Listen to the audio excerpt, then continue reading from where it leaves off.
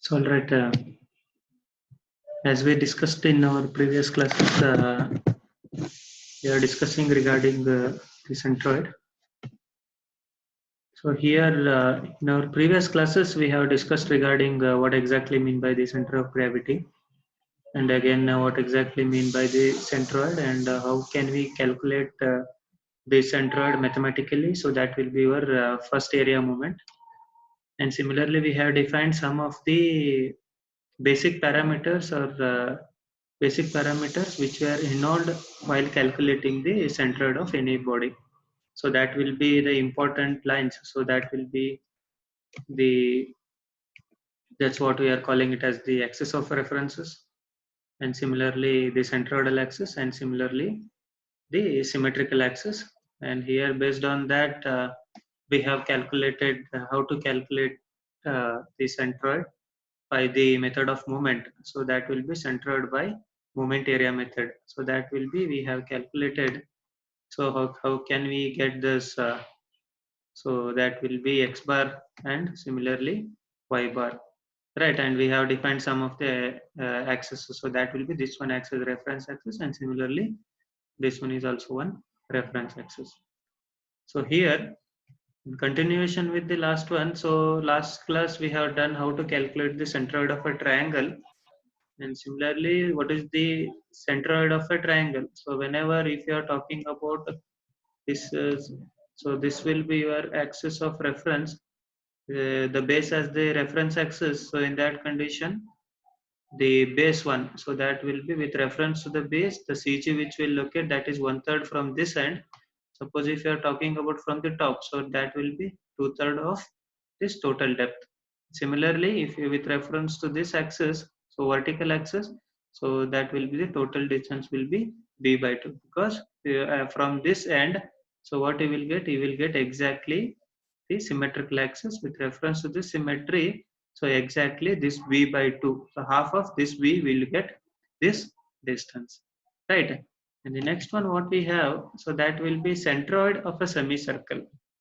How to calculate the centroid of a semicircle? So that will be, so let us say, so before we start calculating the centroid of a semicircle or whatever the circle, first I need to fix the axis of reference.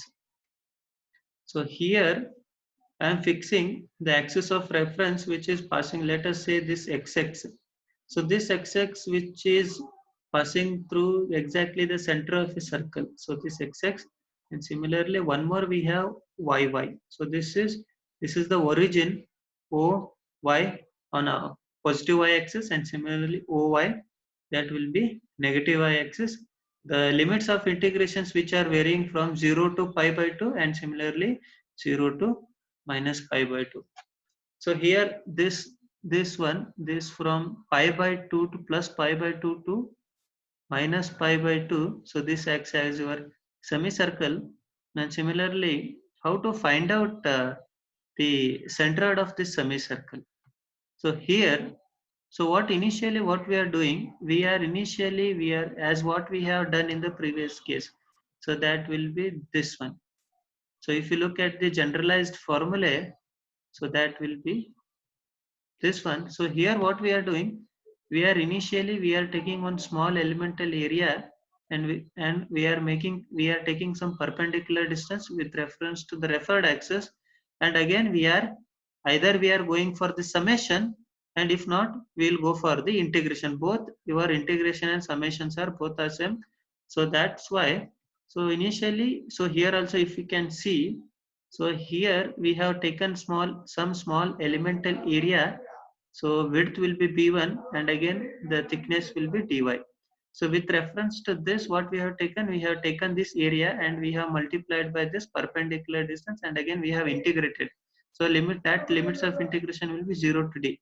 In the similar way, so here if you look at this, so what I am doing here with reference to this origin, I am taking this part.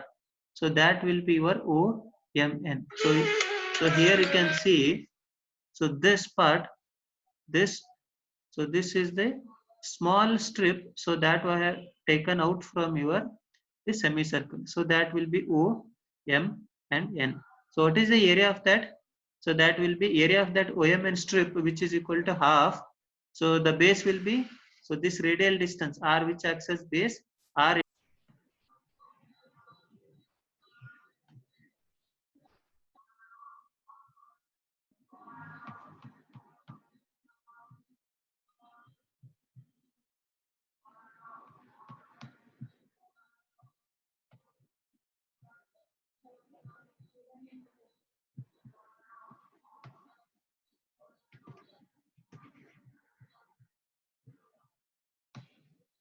So all right. Yes. So here, what we have calculated, we have calculated the area of this small strip. So that will be OMN. So that will be half of this radial distance R into this base. So that will be R into d theta.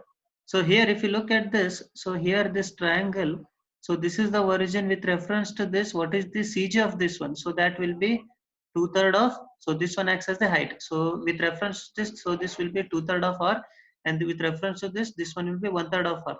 But right now we are calculating with reference to this axis, so that will be, this one will be 2/3 of R. So that will be the CG of this one, so that with reference to origin O, so that will be 2/3 of R. So here if you take the next one, so here with reference to this 2/3 of R, so what I can do, I can resolve into two components. So that will be, one will be 2/3 of R cos theta, and similarly 2/3 of R sin theta. So here you can see the projection of center of gravity on x-axis is given by 2/3 of R cos theta, and similarly on the y-axis, which will be given by 2/3 of R into sin theta. So here what you will get with reference to y-axis, so that what you will get 2/3 of R sin theta, and similarly with reference to x-axis, so that what you will get 2/3 of R cos theta. So here if we equate with reference to the previous equation, so that will be 1/2 R into R d theta. So that what you will get 1/2 R square into d theta into 2/3 of R cos theta. So that will be equal to R cube divided by 3 into cos theta into d theta. Right. So the next one will be,